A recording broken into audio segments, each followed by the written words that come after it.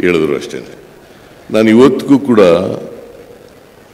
ಬಸವಾದಿ ಶರಣರ ಅನುಯಾಯಿ. ನಾನು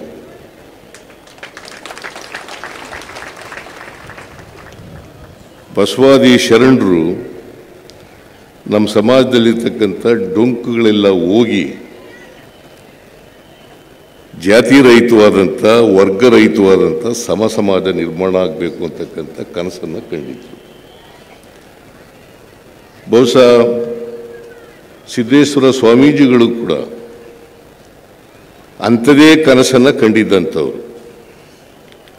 ವರ್ಗರಹಿತವಾದಂಥ ಜಾತಿ ರಹಿತವಾದಂಥ ಸಮಾಜವನ್ನು ಕಾಣಬೇಕು. ಅವರು ಅವರ ವಿಲ್ನಲ್ಲಿ ಕೊನೆಯಲ್ಲಿ ಬರೆದಿರತಕ್ಕಂಥದ್ದನ್ನು ತೋರಿಸಿದ್ರು ನನಗೆ.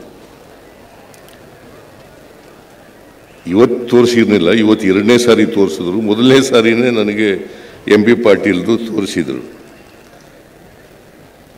ಅವರು ಹೇಳ್ತಾರೆ, life is A stream of experiences. Life is A stream of experiences.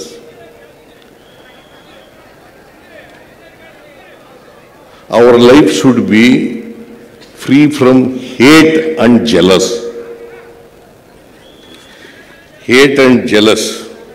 ಅವರು ಇಂಗ್ಲಿಷ್ನಲ್ಲಿ ಬರೆದಿದ್ದಾರೆ, for me life is A stream of experiences. It is to be made rich by philosophical thinking and scientific knowledge. It is to be made noble and beautiful with fine feelings, free from hate and jealousy. Free from hate and jealousy, ego and attachment. These are the sentences written by none other than Siddheswara Swamiji, Mr. Rajendra Singh.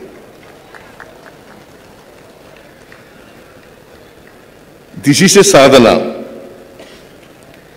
This is the thing to be achieved during the time of our life.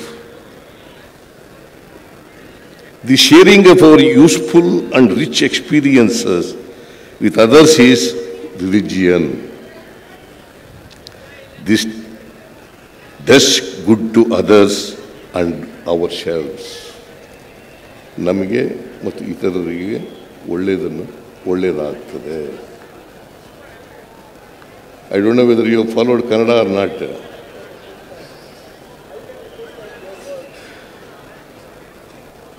So ಇದು ಸಿದ್ದೇಶ್ವರ ಸ್ವಾಮೀಜಿಯವರು ಅವರ ಅಂತಿಮ ಅಭಿನಂದನಾ ಪತ್ರ ಅದರಲ್ಲಿ ನಮೂದು ಮಾಡಿರ್ತಕ್ಕಂಥದ್ದು. ಸಿದ್ದೇಶ್ವರ ಸ್ವಾಮೀಜಿಯವರು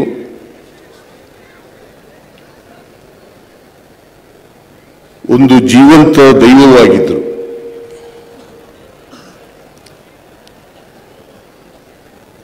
ಮನುಷ್ಯ ಹೇಗಿರಬೇಕು, ಹೇಗೆ ಬಾಳ್ಬೇಕು, ಹೇಗೆ ಬದುಕಿರ್ಬೇಕು, ಇದನ್ನ ಅವರ ಪ್ರವಚನಗಳ ಮೂಲಕ ಜನಸಮುದಾಯಕ್ಕೆ ತಿಳಿಸ್ತಕ್ಕಂಥ ಪ್ರಯತ್ನವನ್ನು ಮಾಡಿದ್ರು. ಅವರು ಜ್ಞಾನವನ್ನು ಸಂಪಾದನೆ ಮಾಡಿದ್ರು.